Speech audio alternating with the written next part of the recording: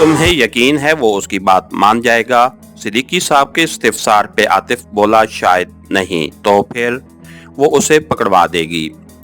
اگر وہ اسے اتنا ہی چاہتی ہے تو یہ ناممکن لگتا ہے۔ نہیں، وہ اس کی بھلائی چاہتی ہے، اور اگر دیکھا جائے تو اسی میں اسماعیل کی بھلائی ہے، اس کے ساتھ اس کا اپنا مفاد بھی اسی میں ہے۔ تم اس سے کیا ہوا وعدہ نبھا پاؤ گے؟ ارادہ تو ہے نبھانے کا۔ اس زمن میں انسپیکٹر دلشاد امین بھی میرے کام آئے گا۔ باقی امید ہے اسماعیل سرا کے ایجنٹوں کے متعلق کافی معلومات حاصل ہوں گی، شاید میجر روہت کا اتا پتہ بھی معلوم ہو جائے۔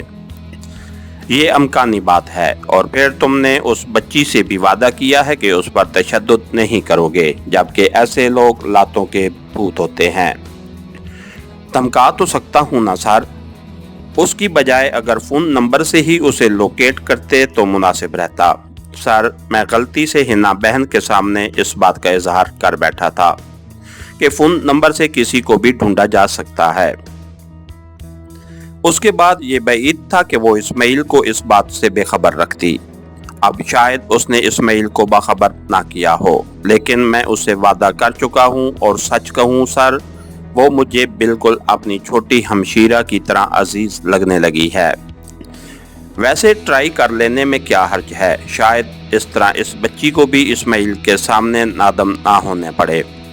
وقت کا ضیاع ہے سر، اس طرح اس کا پکڑا جانا یقینی نہیں ہے۔ یوں بھی میں اس پہ پکا ہاتھ ڈالنا چاہتا ہوں، جبکہ اس صورت میں اس کے بدک جانے کا خدشہ ہے۔ صدیقی صاحب مسکرائے۔ مطلب بہن کے کہنے پہ ہی چلو گے؟ سر، وہ بہت معصوم اور ہمدرد لڑکی ہے۔ سیٹھ زادی ہونے کے باوجود اگر آپ اس کا اخلاق دیکھ لیں تو حیران رہ جائیں گے۔ بہرحال دیکھ لو، میں بدر صاحب کو اس کی اطلاع نہیں دے رہا۔ تھینک یو سر، عاطف ممنونیت سے کہتے ہوئے جانے کے ارادے سے اٹھ کھڑا ہوا۔ وہ دل سے حنا کی مدد کرنا چاہ رہا تھا، آخر بہنوں کے لیے بھائیوں کو بہت کچھ کرنا پڑتا ہے۔ ادھر حنا فاضل علی خان وہ ایک عجیب و غریب سچویشن میں گرفتار تھی۔ اسے باپ سے محبت تھی، اور اسے قتل کرنے کی کوششوں میں مبتلا اسماعیل شاہ بھی اس کی سوچوں کا مرکز تھا۔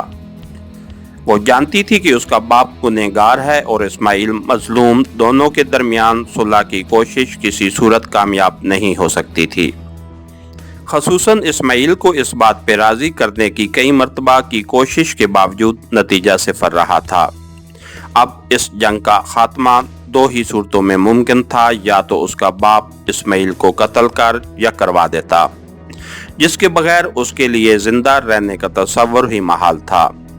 دوسری صورت میں اسماعیل اس کے باپ کو قتل کر دیتا، جو انصاف کے نقطہ نظر سے صحیح تھا، مگر اس کے بعد اپنے باپ کے قاتل کے ساتھ ساری زندگی گزارنی چاہیے، وہ اس کا محبوب کیوں نہ ہوتا، نہایت گراں تھا۔